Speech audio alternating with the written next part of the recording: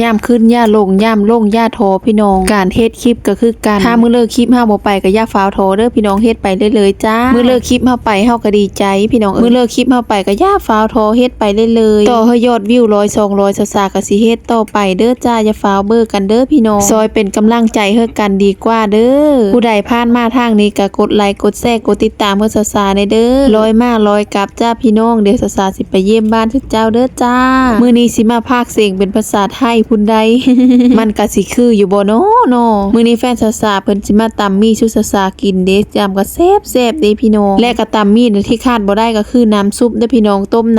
น้ำที่ว่าต้มมาม่าเฮาก็มาปรุงเป็นน้ำซุปเด้อเซอร์ปรุงมันพร้อมนะพี่น้องแซ่บได้สำหรับซาในเวลากินตำหรือกินก๋วยเตี๋ยวในผักนี่ต้องมีหลายๆเด้อถึงสะใจ